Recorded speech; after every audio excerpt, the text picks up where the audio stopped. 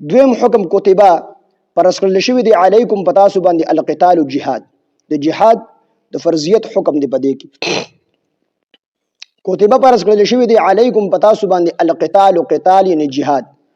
وهو كره لكم او هغه ناخوخه غنی تاسو وهو كره لكم او هغه ګران غنی تاسو وهو كره لكم او هغه ګران دي تاسو د پاره یعنی تاسو ته ګران ښکاری دا جهاد وعسى او ممکن ده ان تکرهو دا چې تاسو ګران غنی شیئا یوسیز وهو خیر لكم او هغه تاسو د پاره بهتر وي یوسیز تاسو ګران غنی او یوسیز تاسو ناخوخه غنی هغه تاسو د پاره بهتر وي غوړ وي تاسو د پاره وعسى او ممکن ده ان تحبوا چې تاسو محبوب غنی شیئا یوسیز ان تحبوا تاسو خوخوي تاسو محبوب غنی شیئا یوسیز وهو شر لكم هغه تاسو د پاره بد وي ان تاسو ډیر کرته چې کوم دی یوسیز خغنی او هغه تاسو د پاره شر پروت وي بد وي تاسو د پاره او تاسو یوسیز چې کوم دی ډیر کرته خغنی هغه تاسو د پاره بد وي او تاسو یوسیز بد غنی هغه چې کوم دی تاسو د پاره خو وي ځکه چې د الله په لار کې jihad د ډیر لوی فضایل راغلي بلکې دا په بعضي صورتونو کې فرض کفایه دی او په بعضي صورتونو کې فرض عین دی فرض کفایه په هغه صورت کې چې ستا په ملک باندې حمله نه وي شوی نو په نور ملکونو کې پکار د چې یو ډله دا jihad کین د ټول مسلمانانو غاړه خلاصه ده او کو یو ډله چې کوم دی موجود نه وي په jihad کې jihad نه کوي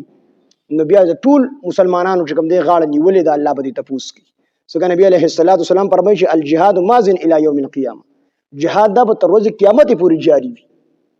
نو په دې صورت کې فرض کفایه ده خو په ملک باندې حمله شو مثال خدای دې نه کې بیا دې نه کې په پاکستان باندې حمله وشوله نو بیا د پاکستان په ټول مسلمانانو باندې کوم چې عاقلان بالغان دي په دې باندې بیا jihad فرض عین دي خامخا بیا دې کوم دي jihad کوي بعض صورتونو کې jihad دا فرض کفایه دي او بعض صورتونو کې دا فرض عین دي او jihad کې ډېر لوی ثوابونه د شهادت راغلي دي بلکې حدیث کې راځي چې دا شهید به بار بار چې کوم دی ارزو کې چې بار بار قتل کېدی او بار بار چې کوم دی ژوند کېدی بار بار قتل کېدی بار بار ژوند کېدی نو ډېر لوی فضایل د jihad راغلي دي الله ذکر فرمایي یو سیس تاسو په ظاهر کې خدای کې تکلیف ښکاری خدای ګدن الله ډېر لوی ثوابونه اخري تاسو لپاره ډېر بهتر دي او یو سیس تاسو ډېر بهتر ښکاری ان د jihad نه ځان ساتل خدای کې د jihad نه ځان ساتلو د په صورت کې تاسو ته نقصان دي تاسو لپاره بد حالت دي کفار بدر باندې بیا راځي مسلمانانو jihad پرې خو ارزه کې مسلمانان والی کیږي دغه الله دا حکم بیان کتبه فرض کړل شوی دی علیکم پتا سو باندې القتال جهاد وهو كره لكم او هغه